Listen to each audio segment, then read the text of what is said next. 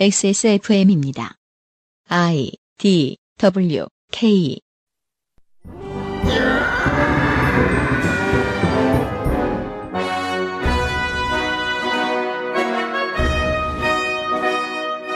학구적인 정치 탐방 시사 아카데미.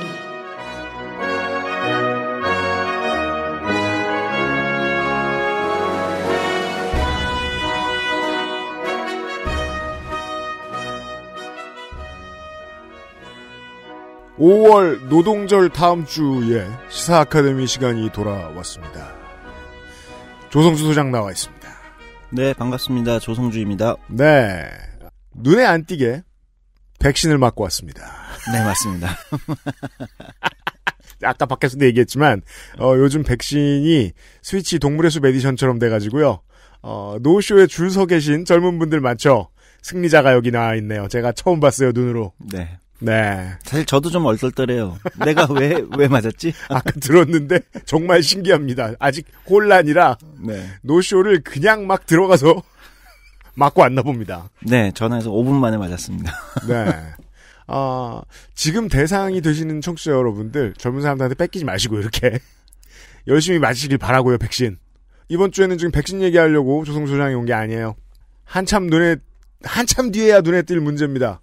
네, 그렇죠. 한참 뒤에야 눈에 띌 문제이자 어떻게 보면 지금 우리 눈에도 지금 보이고 있긴 한데. 보이긴 보이죠. 네, 근데 어쨌든 우리가 겪는 거, 실제 뭐 체감도랄까요? 그런 걸로는 아마 한참 뒤 또는 뭐 우리 다음 세대가 더 본격적으로 느끼지 않을까? 뭐 이런 생각을 하긴 하는데요. 네. 예, 기후변화와 노동 문제, 뭐 이렇게 해가지고 오늘 이야기를 좀 해보려고 가져왔습니다. 네. 저는 그레타 툰베리가 뭐 그렇게 대단하고 막 에밀리아넨코 효도르 같은 60억 분의 1의 막 그 대장부라서 네. 저러고 다니는 게 아니라고 생각해요. 그렇죠. 예. 그냥 모든 이후의 세대들이 가질 수 있는 평범한 분노를 네.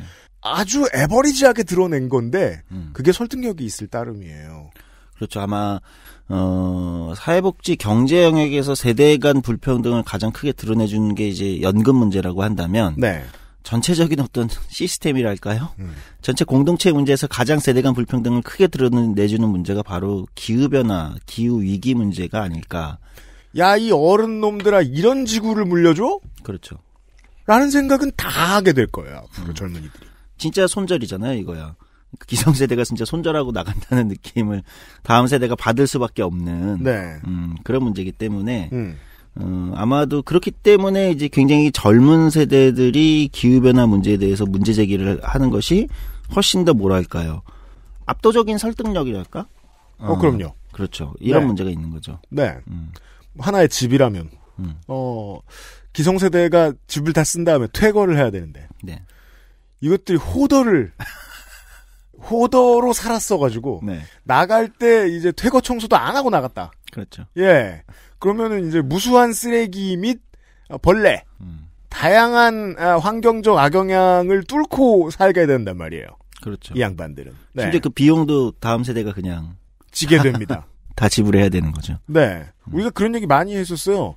다음 세대가 비용을 지불해야 하는, 지금 우리 세대보다 더 많이 지불해야 하는 문제들. 네. 대표적으로는 뭐 연금 얘기했었고. 그렇죠. 그런 것들이 꽤 많아요. 네. 근데 뭐 연금을 생각할 수도 있고요. 아니면은 뭐 물가나 부동산을 생각할 수도 있지만 제일 큰 문제는 환경일 겁니다. 예, 사실 그렇습니다. 그러니까 이제 뭐 지금은 이미 청취자분들도 이미 뭐 요즘 뭐 기후변화 관련된 게 이제 상식처럼 되고 있어서 또는 한쪽에서는 이제 트렌드처럼 되기도 하잖아요. 저거는 늘 발빠르니까. 그렇죠. 제가 오늘 파타고니아 입고 왔거든요. 네. 네. 그죠. 네, 위에 후드는 이제 어스키퍼라고 여기 써 있습니다. 90년대 사람처럼 네. 그런 거 입고 다니는 사람들 보면 야, 그건 그 옷을 만들 때는 중앙아시아의 환경이 안 더러워졌는 줄 알아? 이런 식으로 막 양비론 펼치면서 그렇죠. 저런 쓸모없는 짓을 하고 다니다니 이렇게 생각했지만 하여튼 리버럴들이란 뭐 이러면서 2020년대에는 좀 그걸 바라보는 눈빛이 전 좀 달라지긴 했어요. 예, 확실히 네. 좀 달라졌어요. 저도 사실 이런 거 별로 안 좋아했거든요. 아이고 나도 뭐라도 해야지. 근데 이게 점점 약간 저도 인식이 달라지더라고요. 예. 심지어 이제 평소에 버릇처럼, 나땡키 매장에 가면. 네. 요즘은 가장 전면에 디스플레이 되어 있는 러닝화가 이름이 This is Trash이죠. 예. 쓰레기가 좀 들어 있습니다. 신발에. 아, 실제로? 네. 그리고 잘 보이게 아웃솔에 배치해 놨습니다. 쓰레기를. 쓰레기를. 네. 그러니까 칩 같은 것을. 기후변화가 이제 뭐랄까요. 그러니까, 이제 과거에는 진짜 한 20년 전만 하더라도 기후변화. 근데 기후변화는 용어보다 이제 환경, 공기, 네네. 대기 오염, 이런 용어로 많이 쓰였던 것 같은데, 그게 이제 기후변화라는 게 단순히 우리가 마시는 공기를 깨끗이 하자 또는 조금 더 나가면 요즘 이제 다 상식처럼 알고 있지만 지구가 너무 뜨거워지고 있어서 온도가 전체적으로 올라가고 있어서 이게 초래하는 여러 이제 기후적 변화들이 실제 우리의 문명과 삶에 큰 영향을 미친다. 이제 근데 이제 이게 단순히 환경이 깨끗해진다는 차원이 아닌 거잖아요. 지금 기후변화라는 건 뭐냐면 지구의 어떤 이 작용 자체나 시스템이 바뀌면서 실제적으로 우리가 자연환경이 변한다는 의미를 넘어서 우리가 지금 토대로 하고 있는 문명 체계의 시스템들이 다 뭔가 흔들릴 수 있다. 산업도 무엇도 다 흔들릴 수 있다. 삶의 방식도. 이런 것들을 이제 조금씩 느끼기 시작한 거죠, 사람들이. 8, 90년대부터 쓰던 단어들은요. 오염, 아니면 공해였어요. 그것도 이제 다 번역어로서 정착된 거죠. 그쵸. 근데 오염이나 공해라는 말은 뭐랄까요? 그냥 내 눈앞에 보이는 더러운 것들이 좀 늘어나고 있어. 내가 관찰했을 때 그래 같은 관찰자 정도의 표현이었다면 기후변화는 그게 쌓이고 쌓여서 모든 게 다 변해 라는 좀 결과론적 표현이죠. 그렇죠. 내가 발 딛고 있는 어떤 토대가 완전히 변하고 있어. 네. 그리고 아마도 저 같은 사람이 저같이 사실 과거에 저는 거의 환경에 1도 관심이 없던 인간이었는데 네. 저 같은 사람이 그래도 나도 소비할 때 뭔가라도 해야 되는 거 아니야? 이러면서 파타고니아를 잊는다는 건 무슨 의미라고 저한테 느껴지냐면 네. 사람들이 어렴풋이 느끼고 있구나. 무언가 우리가 발 딛고 있는 어떤 토대가 근본적 변화의 지점에 있고 그것이 일각의 과학자들이 지금 전망하듯이 어떤 티핑 포인트를 향해서 가고 있는 것은 아닌가라는 위기, 두려움 네. 이런 것들이 느껴지기 시작하는 거죠. 그 위기가 역치에 다다르는 중이랄까요? 그렇죠. 네. 아직은 멀었지만 제가 왜 아직 멀었다고 생각을 하냐면 팬데믹을 겪으면서 작년 초만 해도 막 그냥 중국의 식문화 이야기 네. 하고 원래 몇십 년에 한 번 정도 역병은 돈다. 인간은 곧 정복한다. 이 정도로 그냥 이 정도로 집중을 하고 말았는데 결국 이 역병은 지구에서 사람이 영역을 너무 많이 필요 이상으로 차지하게 생긴 거잖아요. 그렇죠. 박쥐의 영역을 빼앗았기 때문에. 예. 그리고 그 변이 된 바이러스들은 또 인간이 무엇을 빼앗았기 때문에 변이가 되었는지 우리 아직 알아내지도 못했어요. 네. 하지만 그 시나리오 정도는 눈치챘다는 거죠. 우리가 너무 많은 걸 차지했고 너무 많은 걸 더럽혔구나. 저는 지금 표현 잘한 것 같아요. 인류가 호더처럼 수천 년을 살아왔습니다. 네, 사실 그렇습니다. 네. 이제 게임값을 받을 때가 된 거죠. 근데 우리는 평범하게 죽을 가능성이 높아요. 그렇죠. 우리 다음 세대가 치르는 거죠. 제가 날씨 좋다는 얘기 자주 하는데 이 한강을 보면서 실로 지금 올 봄이 날씨가 좋아요. 맞아요. 선선하고 공기도 좀 맑습니다. 작년부터 공업이 살짝 숨을 이제 쉬고 천천히 가면서 대기질이 좋은 날이 한국이 많이 늘어나고 있잖아요. 네. 이 날씨를 보면서 생각하는 거죠. 우리 세대는 제명을 살겠구나. 근데 그건 러시안 룰렛이라는 걸 우리는 알고 있어요. 네. 예. 기후변화라는 것이 우리가 발 딛고 있는 토대가 흔들리기 시작하는 거, 그 진동을 이제 우리가 조금씩 느끼기 시작하는 거고, 그것에 대한 이제 불안감과 여러 가지들은 세대마다 차이가 있고 지역마다 차이가 좀 있을 수는 있을 거라고 생각해요. 네. 근데 어쨌든 그것들을 이제 지금 인류가 조금씩 느끼고 있다. 아마도 이제 팬데믹 사태도 그런 것들에 대한 이런 것들이 이제 전지구적 문제라는 것들이 존재하는구나를 좀 더 사람들이 느끼게 하는 계기가 되지 않았을까 이런 생각도 개인적으로는 하는데 네. 이런 생각을 하는 거죠. 그래서 기후변화와 관련된 수많은 얘기들이 있습니다. 대표적으로 이제 온실가스 감축 얘기는 이제 너무나 많이 잘 아시겠죠. 네. 실제 뭐 국제 에너지 기구나 이런 데 이제 얘기를 보면 온실가스 배출량이 굉장히 이제 지금 특별한 조치를 취하지 않으면 이제 굉장히 높게 올라갈 것이다. 그렇죠. 역사상 두 번째로 높게 오를 것이다 전망을 하기도 하고. 그다음에 지금 세계 기상기구에 의하면 그러니까 이제 지금 2020년, 21년의 평균 온도가 산업화 시대보다 이제 1.2도 정도 올랐다는 거잖아요. 그러니까 이제 보통 뭐 학자마다 조금씩 차이는 있지만 티핑 포인트를 한 1.5도 오르는 것까지 보이니까. 네. 거의 다 왔다. 그렇죠. 근데 이제 문제는 뭐냐면 이제 많은 사람들이 그러면 지금부터 노력해서 여기서 뭐 유지하면 되는 거 아니야 이렇게 하지만 이게 그렇지 않은 게 이미 우리가 배출해 놓은 게 있기 때문에 그렇죠. 이게 이제 어떤 가고 있는 이제 관성이 있는 거잖아요. 그럼요. 이미 배출해 놓은 것만큼은 가야 되니까. 이렇게 보면 생각보다 이 티핑 포인트를 넘지 아슬아슬하게 티핑 포인트를 넘지 않고 이제 꺾어지는 이 어떤 포인트가 지금일 수도 있다. 이게 이제 좀 많은 과학자들의 네. 지적인 거잖아요. 바로 지금. 물론 이제 이게 각국의 어떤 공조와 노력, 이게 왜냐면 한 나라가 노력해서 되는 건 아니잖아요. 당연합니다. 특히 미국이나 중국이나 뭐 큰 산업적 이게 기반이 있는 나라들이 물론 그 두 나라가 노력하면 상당 부분 해결되겠지만 뭐 인도도 들어갈 수 있겠네요. 매우 그렇습니다. 예. 네.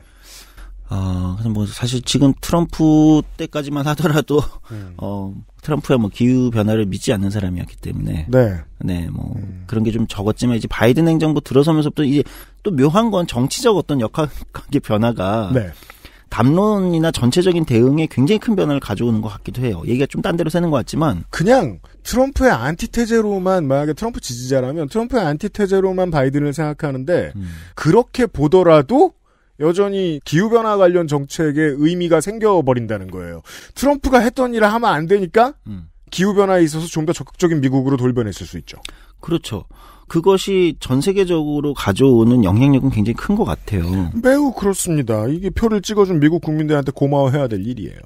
진짜 그렇게 볼 수 있겠네요. 네. 고마워해야겠네. 미국 시민들에게. 네. 이게 우리 정치 측면에서만 이 단어를 많이 썼는데 실제로 트럼프는 민주주의에 대한 자해였습니다. 트럼프 행정부는. 네, 민주주의는 때로 자해를 하죠. 근데 민주주의에 대한 자해만 하는 줄 알았는데 환경에 대한 자해도 하고 있었거든요. 네, 지구에 대한 자해를 했죠. 네.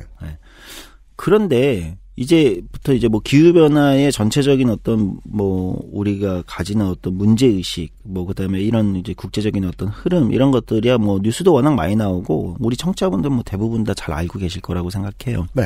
근데 여기서부터 이제 우리가 오늘 다뤄볼 내용은 그것에 이제 좀 구체적인 어떤 우리 실생활 또는 우리의 실제 어떤 삶에 다가오는 구체적인 부분들 중에 하나를 좀 짚어보려고 하는 게 기후변화와 노동 문제는 어떻게 연결될까? 좋아요. 이 문제입니다. 네. 그러니까 아까 바이든 행정부 얘기를 했는데 바이든 행정부가 이제 미국에서 들어선 건 전 세계적으로 기후 변화 어떤 대응에 있어서의 큰 어떤 또 포인트가 되고 있는 거 확실히 맞는 것 같아요. 어쨌든 네. 미국의 역할이라는 게 세계적으로 국제적으로 굉장히 크고 리더의 태도와 목소리가 바뀌니까 기후 변화에 있어서도 굉장히 크겠죠. 이 대응에 있어서도. 예. 그래서 바이든 행정부가 들어오면서 굉장히 물론 뭐 미국 내에서도 여러 논쟁은 있지만 그래도 트럼프와 비교해서는 압도적으로 그리고 아마도 대부분의 기후 위기 관련된 운동이나 정치를 하시는 분들의 평가로는 바이든 행정부가 생각보다 훨씬 적극적으로 기후 위기 대응을 하는 것 같다. 네. 근데 문제는 뭐냐면 그래서 좋은 거다 이렇게 우리가 생각할 수 있죠. 근데 이제 그게 이제 한국 같은 곳에 이제 다가오는 것은 또 다른 거예요. 뭐냐면 기후 변화에 대응한다는 것은 저처럼 그냥 파타고니아 옷을 입는다는 것이 아니라 그건 그냥 문도리의 허용. 제가 이렇게 말하면 안 돼. 이젠 이렇게 말하면 안 돼. 그렇지. 차별 예. 발언이야. 다 입어 그거. 예. 한국에 다가오는 입장이란 건 사실 현실적으로 굉장히 다른 거예요. 뭐냐면 그래. 지구한테는 좋은 일이야. 바이든 행정부가 들어선 게 트럼프가 아니라 그럴 수 있지만 한국의 시민들의 삶에도 정말 좋을 것인가. 무조건. 지구에 좋은 게 시민에게 좋은가. 사실 이게 늘 일치되진 않는 거잖아요. 무슨 얘기냐면 바이든 행정부가 이제 각종 이제 탄소세 도입, 뭐 예를 들면 이제 온실가스 이 감축 관련된 국제적인 규제 이런 것들을 공조하다 보면 우리 한국이 거기에 얼만큼 준비되어 있는가 또는 우리 한국의 이제 오늘 핵심적으로 얘기할 산업이 그것에 따라서 어떤 변화를 겪겠죠. 뭐 그린피스만 하는 얘기는 아니고 심심치 않게 등장하는 단어입니다. 아시아의 동쪽에 전 세계의 기후학당들이 다 모여 있다. 네. 예. 그런 얘기가 있죠. 그리고 좀 과한 비판이라고 느끼실 분들도 있을 수 있지만 저는 일정 정도의 근거 있는 비판이 될 수 있다. 그럼요. 네, 그렇게 네. 보입니다. 기후변화에 대응한다는 것은 사실 본질적으로 우리의 소비 방식, 라이프 스타일 소비 방식, 뭐 저처럼 파타고니아를 입는다. 예를 들면 이 비싼, 더럽게 비싸. 어쨌든 그래서 뭔가 있어 보이려고 소비 스타일을 바꾼다. 물론 저는 그것도 중요하다고는 생각하거든요. 왜냐하면 시민들의 소비나 어떤 삶의 라이프 스타일이 바뀌어야만 또 그게 산업도 그거에 따라서 사실 바뀌니까 일정 정도는. 제가 그거 항상 얘기하는데 마치 그런 것 같은 거예요. 그 리추얼, 의식. 그 스즈키 이치로는 그 점심 때 반드시 치즈 피자를 먹었다고 합니다. 카레는 아침에 먹나? 그렇죠. 왜냐하면 생활 패턴이 완벽하게 똑같아야 컨디션을 유지할 수 있는데 미국 전역을 돌아다녔을 때 무조건 맛이 비슷하고 어디에나 있는 것을 찾으면 치즈 피자라서. 이게 의식의 일부죠. 네. 컨디션 실제 조절을 하는 기능도 있는데 의식의 일부죠. 그렇죠. 저는 그래서 그 의식을 요즘 이제 재활용품 내놓을 때 느끼거든요. 최대한 물병을 많이 꾸기고 라벨 떼는 곳을 이렇게 천천히 찾는. 바쁘게 찾으려고 하면 혈압 오릅니다, 나이 들어서. 그렇죠. 예.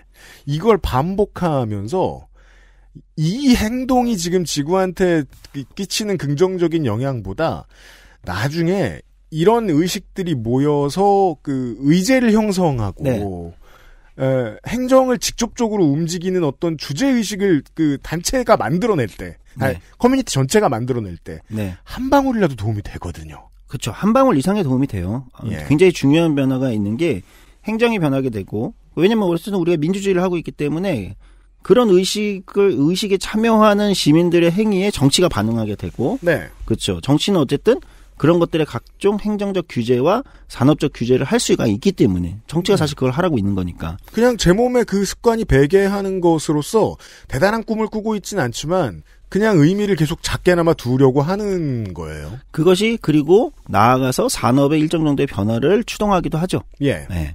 한 측면에서는 그런 게 있다면 우리 시민 개개인들의 어떤 변화와 이런 것들이 그런 것들을 끌어가는 게 있다면 사실 솔직히 말하면 그거보다 더 중요하다는 표현은 좀 그렇고요. 그러니까 사실은 더 극적이고 거대한 변화는 산업 자체의 변화 아니겠습니까? 그럼요. 네, 왜냐하면 산업 자체가 근간이 완전히 변화하는 것. 쉽게 좀 이따 얘기했지만 자동차 산업이 내연기관에서 이제 전기차로 완전히 변하는 것. 네. 이건 이제 단순히 소비의 스타일의 문제가 변화하는 문제는 아닌 거잖아요. 맞아요. 예, 소비는 여전히 내연기관을 선호하실 수 있어요. 그럼요. 인프라도 네. 아직 안 돼 있고. 부릉부릉 네. 선호하실 수 있지만 사실 산업이 변화하면 그냥 우리는 사고 싶어도 전기차를 사야 되는 거니까. 그렇게 서로 영향을 주고받죠. 네.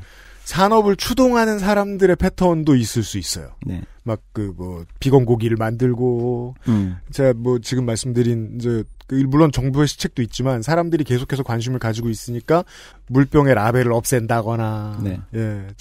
비틀고 쭈그러뜨리기 쉽게 만든다거나 이런 변화가 있을 수도 있지만 먼저 산업이 주도를 해서 물론 국가 주도입니다만 네. 전기차 생산을 하기로 하고 네. 내연기관을 없애기로 하고 그러면 소비는 강제됩니다. 네. 강제돼서 살아보면 또 나쁘지 않거든요, 또. 예, 적응하게 돼 있어요. 네. 그러니까 조금 더 좀 도식화해서 너무 단순한 거지만 그렇게 말씀을 드린다면 앞에 이제 우리가 티핑 포인트 온실가스 배출의 티핑 포인트까지 이제 얼마 안 남았고 이게 생각보다 이제 과학자들의 주장대로 네. 그것을 빨리 급격하게 감축해서 꺾으려면 우리가 우리의 어떤 소비 과정을 바꾸는 이 실천도 필요하겠지만 그거를 꺾는 데 훨씬 더 극적이고 중요한 역할은 산업의 변화겠죠.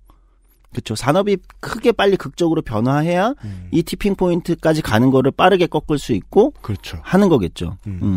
아유, 전기차가 빨리 도입돼야 될 텐데 큰일이야 하면서 고급유를 가득 넣는단 말이에요. 네. 산업이 안 변하면. 그렇죠. 네. 그러니까 다시 돌아오면 바이든 행정부 얘기부터 여기까지 왔는데, 네. 그러니까 바이든 행정부의 출연이 전 세계적으로 기후 변화에 대한 어떤 대응에 굉장히 긍정적인 측면이 있다고 하지만, 이것은 사실은 기후변화 대응이 긍정적이라는 건 산업변화를 어쨌든 추동할 수밖에 없는 것이고 여기에는 각국의 이해관계가 들어갈 것입니다. 네. 먼저 잘 준비가 되어 있는 나라들은 뭐 스무스하게 산업변화를 할 테고 자기네 타격이 없을 테고 한국과 같은 경우는 사실은 타격이 크게 있을 수 있죠. 여러 가지 산업에 우리는 이제 걸려 있는 것들이 많단 말이에요. 중국은 실로 거대한 타격을 입을 것이기 때문에 못 들은 척하거나 중국 특유의 외교 화법을 뱉어내죠. 그렇죠. 너네들 20세기에 다 해먹고 뭐? 이런 방식으로. 네. 우리 지금 책임 안 져? 너네 책임이야? 맞아요. 근데 또 뭐 한 측면을 보면 근데 한국은 조금 더 원숙한 경제사회라서 네. 그렇게 뻗대지 못해요. 네, 맞습니다. 그리고 중국이 이런 쪽의 변화, 산업 변화가 진짜 딱 강제된다고 하면 또 그거를 여기는 이제 저기잖아요. 정치 체제가 민주주의가 아니잖아요. 순식간에 할지도 몰라요. 아니, 그리고 실제 그런 경향성도 조금 있어요. 그러니까 왜 팬데믹 과정에서 보면 중국의 그러니까 제가 이제 저는 민주주의자이기 때문에 권위주의적 어떤 이런 체제를 좋아하진 않지만 이런 체제가 가지는 뭐랄까요 메리트가 있는데 네. 그런 식의 위기나 이런 데에 별다른 다른 어떤 이해관계자들이 이걸 수용할 필요가 없잖아요. 그렇죠. 그냥 쓸어버려. 그냥 한 동네를 다 쓸어버릴 수도 있는 거예요. 공장들을. 결국 그 공산당이 얼마나 위기를 느끼느냐가 가장 중요한데 예. 중국은 아무래도 거대한 사막 지역이 그 아프리카의 속도보다 더 넓어지고 있기도 하고 여러모로 기후변화 재난에 직접 타격을 입는 곳이다 보니까 그렇기도 해요. 빨리 적응할 수 있을지도 모르죠. 있을지도 모르죠. 그래서 다시 한국으로 돌아와 보자고요. 네, 다시 한국으로 돌아와 보시면 그런 측면에서 우리는 오히려 좀 복잡하다. 오늘 할 얘기 이제 노동 문제도 마찬가지인데 그럼 산업의 변화를 어쨌든 초래하는 거고 실제 아마 많은 분들이 이쯤 들으시면 실제 많은 산업들이 단순히 소비자에게 맞는 아까 이제 This is 트래시, 나이키의 This is 트래시처럼 그러니까 몇 가지 상품을 내놓는 걸 넘어서 근본적으로 생산 방식이 좀 변화하는 것을 조금씩은 그런 변화의 조짐이 있다는 걸 조금씩은 느끼실 수 있을 거예요. 둘러보면. 그 러닝화를 만지면서 생각합니다. 이 쓰레기 1%밖에 안 되잖아. 뭘 굳이 이런 걸 가지고 홍보를 하고 그래. 네. 물론 아까 말씀드렸듯이 그것도 의미는 있죠. 하지만 여전히 석유 화학 산업에 엄청나게 빚을 지면서 한단 말이에요. 그렇죠. 예. 그래서 그럼 산업이 변화한다는 것은 어떤 산업은 이제 더 이상 증가되지 않아야 되는 산업이 되는 거고 맞아요. 그거에 대안을 찾아야 되는 산업이 새롭게 만들어져야 될 것이고 어떤 산업은 증가하지 않는 걸 넘어서 아예 없어져야 되는 산업이 있을 거고 이 과정에서 수많은 어떤 산업들의 이제 변화가 올 수밖에 없다는 거죠. 네.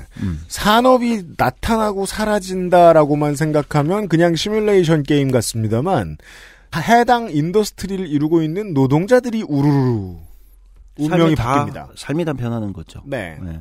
근데 이제 이 산업 변화를 또 되게 좁게 생각할 수도 있고 생각보다 좀 넓게 생각할 수도 있어요. 근데 이제 저는 좀 넓게 봐야 된다는 입장입니다. 산업의 변화를 한국의 이제 그 정부 보통 이제 행정 쪽에서는 이런 대책을 세울 때 관련 대책을 세울 때 늘 이런 변화를 되게 좁게 좀 설정하는 경향성이 있어요. 그래요?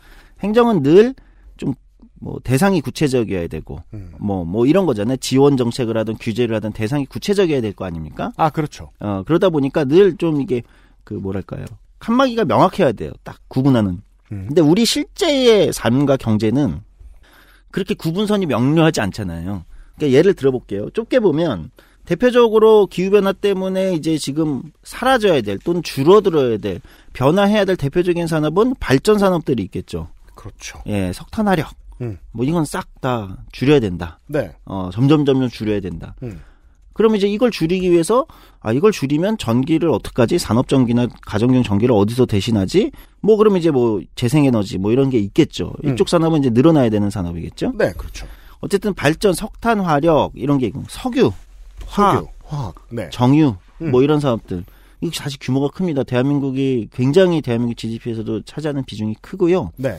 고용 인구도 많고 그다음에 이건 이제 2부쯤에 다루려고 하지만 받는 임금이나 소득도 꽤 높아요. 한국은 초거대 정유 산업 국가죠. 네, 그렇습니다. 네. 그러니까 이런 게 있겠죠. 조선 산업 같은 거 있잖아요. 그러게요. 정유 산업이 우리는 지금 두 가지 사례를 보면 이미 진행되고 변화하고 있는 과정을 우리가 목도하고 있어요. 마치 그 강원 남부가 이제 그 탄광 지역이었다가 갬블러 지역이 된 그렇죠. 전환이 했죠. 전환. 것처럼 그렇게 전환되고 있죠. 슬픈 모습들을 우리는 많이 보고 있고요. 네. 그리고 정유 산업에 몸담고 있는 거대 기업들이 이제 정유라는 단어를 입에서 뗐죠. 네, 뗐죠. 실제로 정유로 돈을 가장 많이 벌지만 우리는 어떤 새로운 것들을 만들고 에너지를 어떻게 만들고 뭔가 철학적인 이야기로 광고를 막 합니다. 우리는 네. 변화하고 있다고. 그렇죠. 예. 이유가 있거든요. 네. 네. 그것이 자기 산업을 계속 유지하기 위한 어떤 그것의 포장일 수도 있고 아니면 실제로 바뀌고 있어요. 바뀌기 위한 다른 산업으로 넘어가기엔 브릿지일 수도 있죠. 네. 네. 그게 뭔지는 뭐 우리가 좀 더 세밀하게 봐야겠지만 이렇게 있단 말이죠. 아마 조선 산업도 마찬가지예요. 배를 짓는 산업도 네. 그러니까 이제 배는 어쨌든 큰 배 같은 경우는 이제 뭐 토론이 있을 수 있지만 자동차냐 배냐 어떤 것이 더 온실가스 배출에 나쁘냐 네. 뭐 이렇게 있고 근데 이제 이런 얘기는 있는 것 같아요. 그러니까 같은 배여도 어떤 배는 실제 온실가스 배출이 월등히 많은데 자동차 몇십만 대보다 그런데 이제 친환경 배로 이제 바뀌어야 되는 거죠. 네. 친환경 배로 이제 바뀌어야 되고 배를 짓는 과정 자체가 굉장히 탄소를 많이 발생하는 이제 맞습니다. 가장 이제 대표적인 과정이기 때문에 이 배를 짓는 과정이 이제 또 다 바뀌어야 되는 거죠. 자, 아까 그 정유 산업과 관련해서 대한민국이 대국이라고 말씀드렸는데 네. 인류의 조선 산업을 이끄는 게 한국입니다. 지금 그래요. 예, 지금 못된 산업 두 개를 얘기했습니다. 네. 근데 이걸 못된 산업이라고 하면 부울경 전남에 있는 이 정규직들이 들으면 얼마나 피를 토할 일입니까? 사실 한국 GDP 한국 제조업이 강국이거든요. 네. 제조업이 강국인 이유 중에 하나인 거예요. 이게 그 부울경 연담 도시화의 주인공이에요. 예, 여기 이제 산업은. 자동차 산업까지 이제 들어가게 되면 사실 한국 전체에 굉장히 중요한 자동차 산업도 사실 부울경. 부울경, 네. 그렇죠. 네. 그렇습니다. 자동차 산업은 어떨 것 같습니까? 이건 이제 더 이해가 쉬울 거예요. 내연기관 중심의 차에서 사실 그냥 단순하게 뭐 하이브리드든 뭐든 전기차로 간다. 전기차로 이동한다. 네. 이렇게 될 때 어떤 변화들이 굉장히 있을 거냐.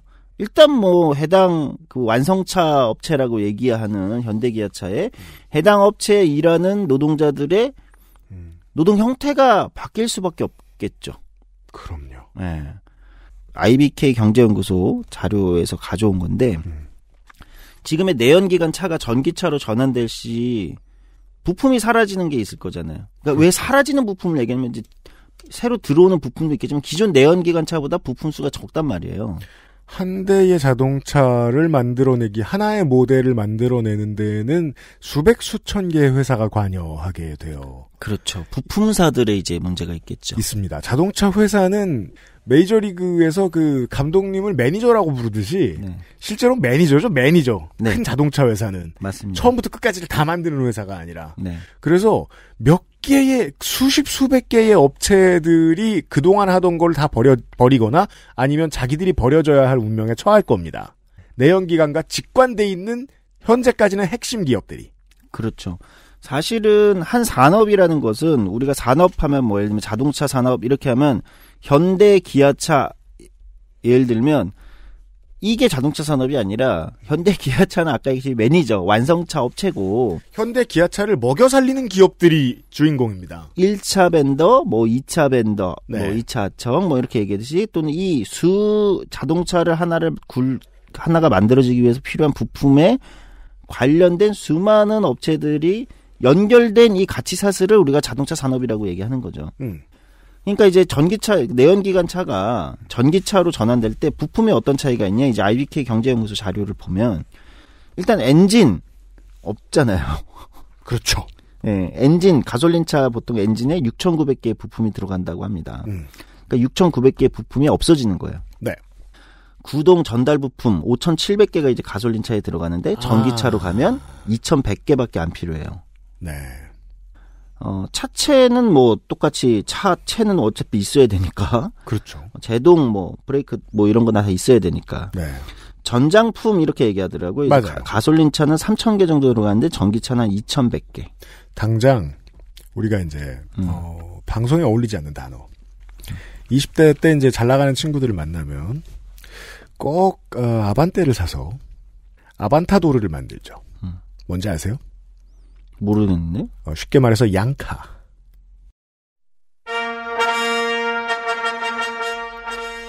그 차체 바닥을 크게 바꾸고 타이어를 큰 걸로 갈고 타이어 위에 덮여있는 팬더를 크게 바꿉니다. 그럼 아래가 뚱뚱해 보여요. 바닥에 붙어있는 것처럼 보입니다. 양카 만드는 거 얘기하는 그렇죠. 그래서 우리나라는 그런 튜닝이 별로 튜닝 산업이 발전되어 있지는 않잖아요. 그럼에도 불구하고 20대 친구들은 그런 게 꾸민 친구들이 있어요. 시끄럽고 빨리 가는 차를 이제 아반떼로 만들어 놓습니다. 그러면 그거 바꿔주는 머플러 탈거하고 새 머플러 달아주고 이런 기술만으로 평생 먹고 사신 분들이 있어요. 되게 중요한 지적이에요. 예. 그분들은 이러다가 여생을 보낼 수 있어요. XSFM입니다.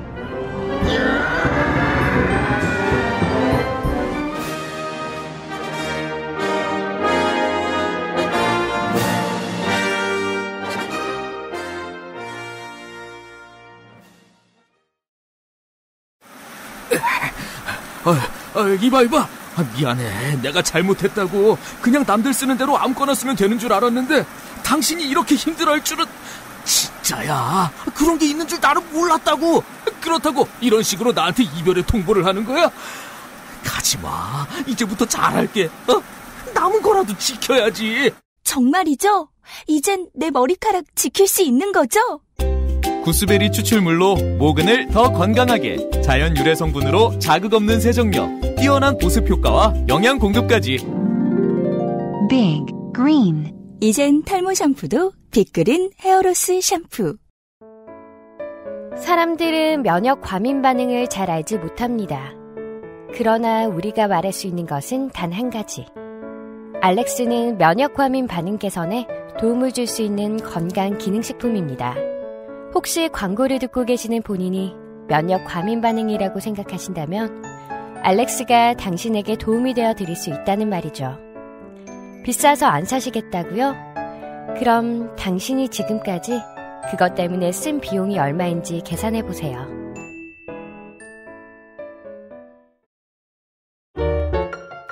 낯설은 만큼의 기대감. 이탈리아에서 온 케이크 라 파스티체리아. Maestro pasticcere, la pasticceria.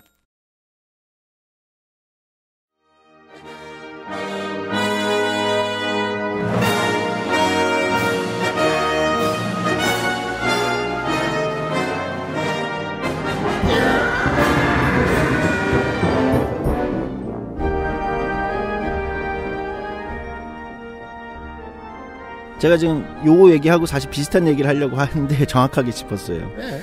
그래서 가솔린차에 한 3만 개 부품이 들어가면 전기차에 없는 게 한 11,000개. 그러니까 한 3분의 1 정도가 부품이 사라진다는 거예요. 네. 그럼 단순 계산하면 단순 계산이죠. 실제 이제 그건 다르지만 그러면 아까 자동차 산업만 보더라도 관련된 제가 1차, 2차, 3차 벤더까지 해가지고 이게 다 부품 살 거잖아요. 네. 그러니까 이 중에 30% 단순 계산으로 30%가 사라져야 된다는 거예요. 저는 제가 아는 게 음악 산업밖에 없으니까 그 얘기를 좀 할게요. 네. 2000년대 중반 즈음에 이제 제가 앨범을 내려고 여기저기 뛰어다니던 때에 오랫동안 이제 미디 음악을 공부해 오신 선배들이 그런 얘기를 했어요. 그 전에만 해도 막 이런저런 음색에 효과 주고 이런 거를 손으로 정말 많이 했어요. 실제로 따오기도 하고 뭐 큰 방을 구해서 뭘 하기도 하고 그랬었어요.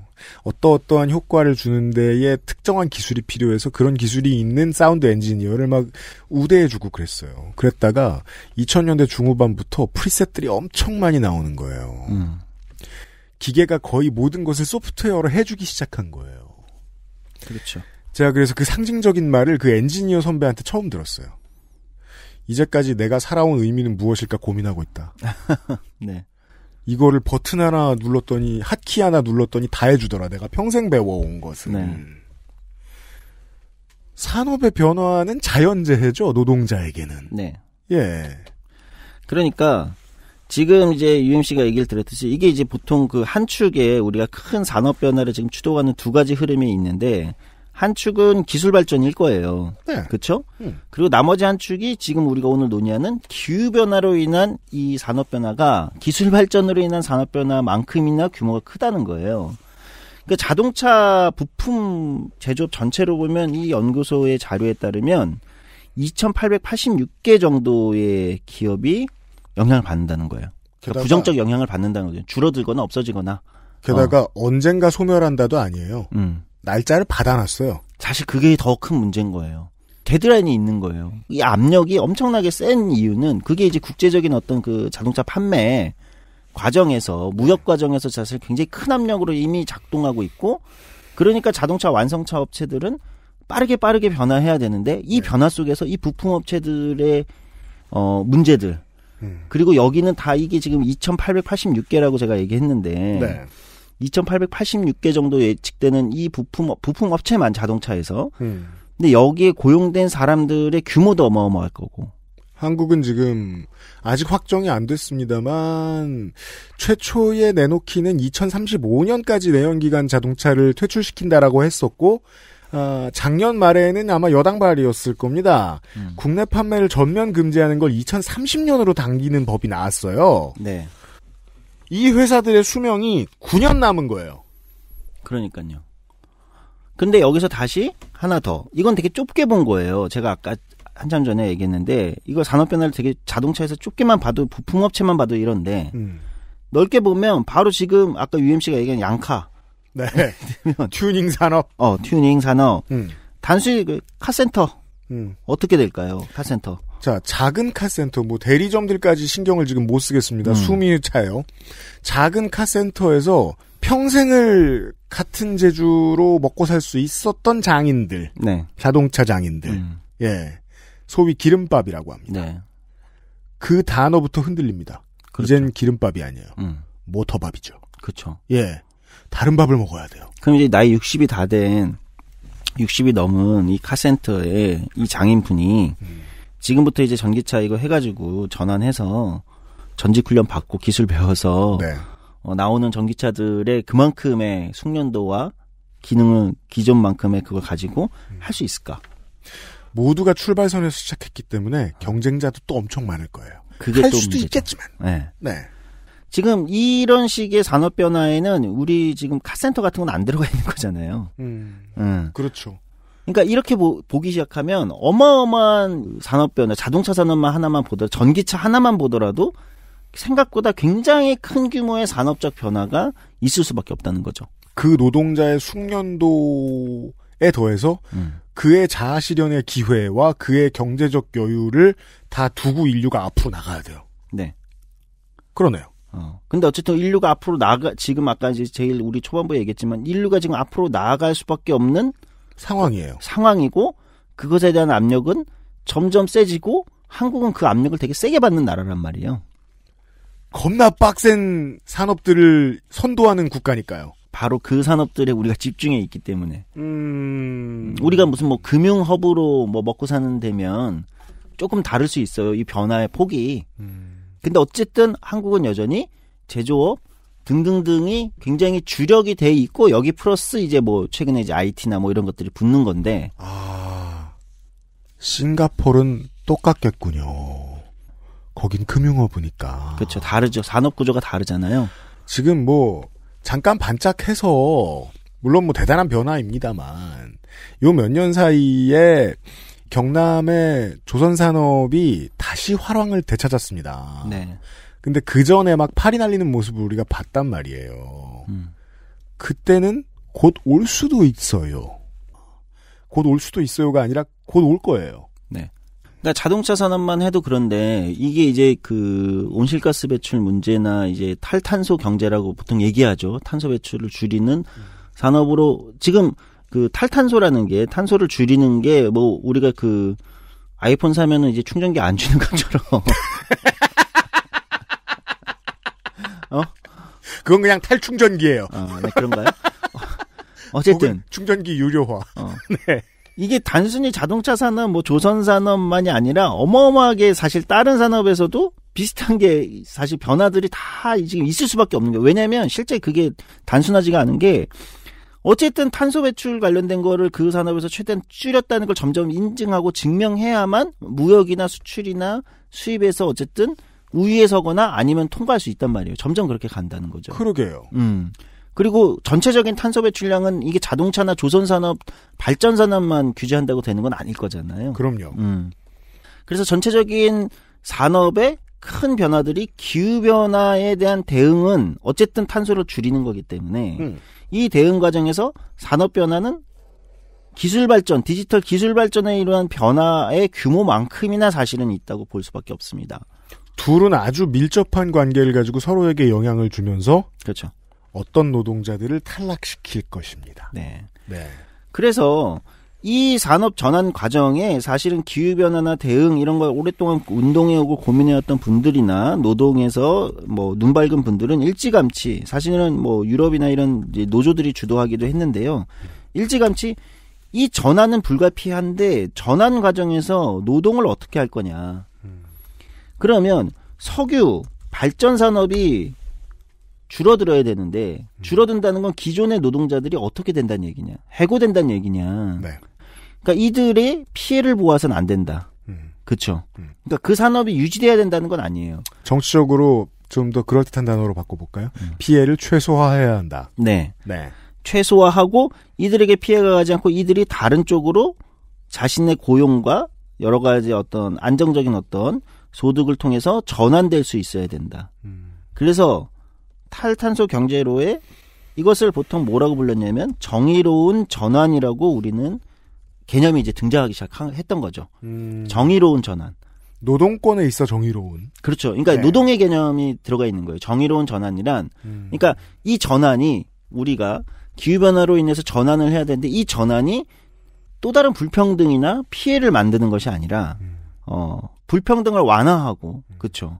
피해를 만들지 않고 그 보장하고 권리와 이런 것들을 삶을 보장하는 형태로 전환되어야 된다. 즉 정의로운 전환이라는 개념이 기후위기 운동이나 노동운동에서 등장하기 시작했습니다. 그렇군요. 이게 자본한테만 맡기면 절대로 나올 수 없는 결론이에요. 자본한테만 맡기면 뭐 우리는 이제 뭐 엔진 안 만드는데 뭐 네. 머플러 안 만드는데 뭐 예, 다른 일 찾아보세요. 예. 가 되는 거잖아요. 예. 예. 그러니까 이제 운동의 개념, 운동 진영에서는 이 문제를 굉장히 생각보다 일찌감치 문제 제기를 해오면서 정의로운 전환에 대한 고민이 필요하다. 그리고 실제 뭐 영국의 노조라든지 독일의 노조라든지 아무튼 기후변화 관련된 고민을 노총 차원에서 굉장히 일찍 한 나라들에서는 노동조합들이 정의로운 전환 관련된 왜냐면 거기도 이제 에너지 산업이나 자동차 내연기가 있나 이게 독일도 마찬가지지만 이제 여기에 종사하는 노동자들이 있고 노동조합이 있고 조합원들이 있잖아요. 이들의 문제 그렇다고 기후변화나 이 과정에 가는 산업전환, 산업 변화를 거부할 수도 없는 것이고 그렇죠. 지키고 있겠다고만 할 수는 없는 것이고 그러면서 이제 이런 노동조합이나 기후변화 운동을 하시는 분들이 같이 고민을 해가지고 특히 뭐 독일 녹색당도 세기도 하니까 네. 사실 뭐 이걸 녹색당이 리드했다 이렇게 보기는 어려운데 독일 녹색당 어쨌든 이런 고민들이 돼서 이런 문제의식들이 이제 제출된 거죠. 정의로운 전환이라는 개념이 나오게 됩니다. 정의로운 전환이라는 개념에 대해 살짝 들었습니다. 아, 이것도 참 그 알실 아니면은 길게 터놓고 얘기할 의제가 아닌 것 같은 게 우리나라 언론에서는 아마도 뭐 향후 한 6, 7년 이후에 이런 문제로 노동계에서 논의를 활발히 진행할 때 이걸 단순히 노동자와 자본가의 투쟁으로만 이야기하겠죠. 밥그릇 지키기, 그렇죠. 뭐 시대에 쫓아가지 못하는 순전히 밥그릇. 네. 이라고만 이야기를 하겠죠. 그래서 이제 그 생각을 많이 했었단 말이에요. 재작년에 도공 톨게이트 노동자들의 투쟁을 보면서 기술 변화와 기후 변화가 얽혀서 자리를 불이하게 빼앗기게 된 부득이하게 또한 불이하게 빼앗기게 되는 사람들은 또 나오고 또 나오고 또 나오는 거라서 전 국민의 입장에서 봤을 때는 이 도공 톨게이트 노동자들의 상황이 예고편이었거든요. 네. 예. 연대의식을 더 많이 사람들이 느꼈으면 좋겠다라고 생각을 했었는데 그냥 뭐 보도 행태 때문일 수도 있겠지만 유야무야 지나가 버렸어요. 사람들의 머릿속에 나에게도 곧 닥칠 일, 이라는 위기의식으로 자리 잡히는 이슈가 되었어야 했다고 생각했는데 그러지 못했어요. 예.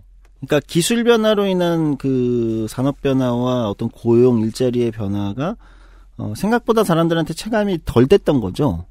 근데 그것도 시간이 지나면 이제 체감이 되거든요. 당장 곧 와요. 예. 기후 변화에 대한로 인한 산업 변화와 그로 인한 고용과 일자리의 변화, 노동의 변화, 형태의 변화 이런 것도 이제 체감이 될 거랍니다.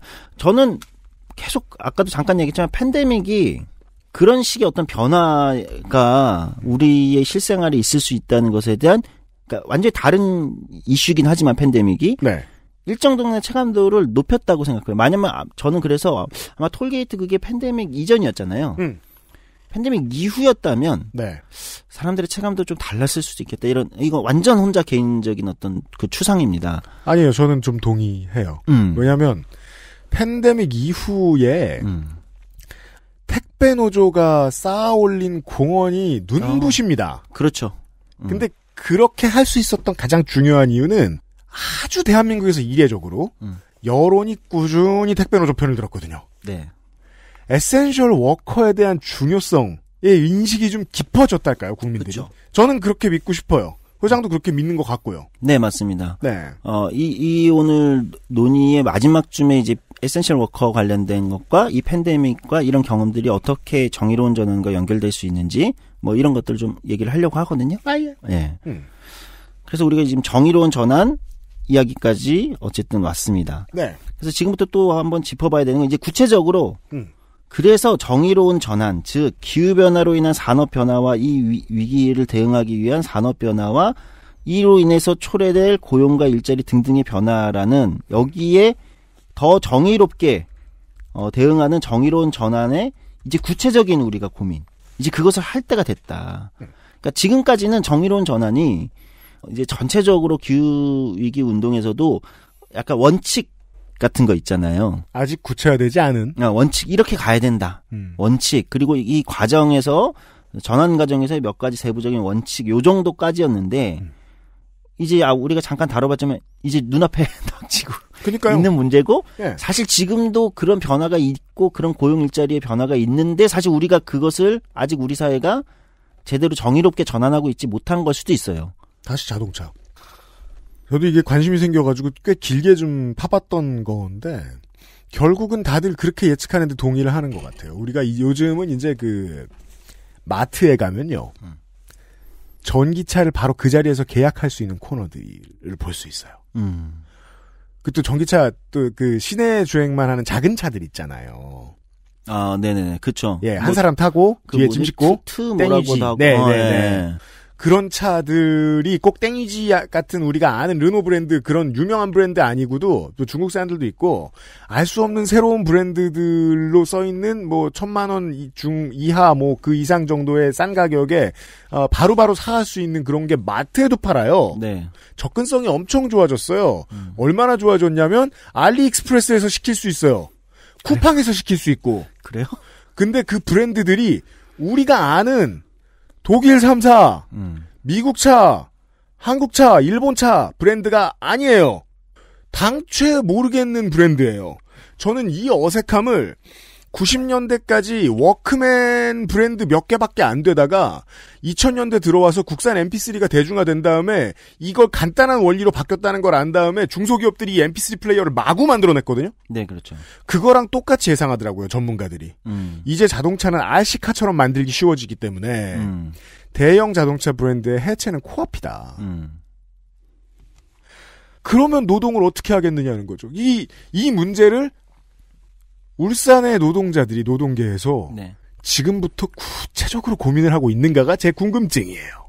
아직 우리는 그런 구체적인 고민까지 가고 있지 못한 상황이다. 제가 노동계 베테랑들에 대한 믿음이 낮죠. 사실 오래 고민해온 분들이 있어요. 네. 노동 운동 쪽보다는 이제 오히려 기후 에너지 운동을 해오던 분들이 오히려 거꾸로 이제 이 변화에서 노동에 어떤 고민을 해야 된다는 걸 이제 오히려 이쪽에서 오랫동안 고민해 오신 분들이 있고 노동조합 차원에서는 제가 볼 때는 한국이 이제 계속 얘기하자면 이제 기업별 노조 체제에 이다 보니까 오늘 먹고 오늘 사는데 좀 바쁜 편. 그렇죠. 이런 식의 변화는 사실은 산별 이제 전체적인 어떤 내셔널 센터 차원의 고민이 돼야 되잖아요. 총연맹이 겁나 고민해야 되는 문제입니다. 네, 근데 이제 한국의 기업별 노조 체제가 세다 보니까 기업별 노조 체제에서는 어쨌든 우리 기업이 변화해야 된다는 게 보수적일 수밖에 없잖아요. 그렇죠. 그렇죠. 노동자들 입장에서는 오히려 내연기관의 퇴출을 막아설 수도 있어요. 아, 실제로 그렇습니다. 최근에 한국의 완성차 3사업체에서 65세 정년 연장을 이제 노조에서 들고 나왔어요. 그건 뭐 노조가 언제나 이야기하는 이슈입니다.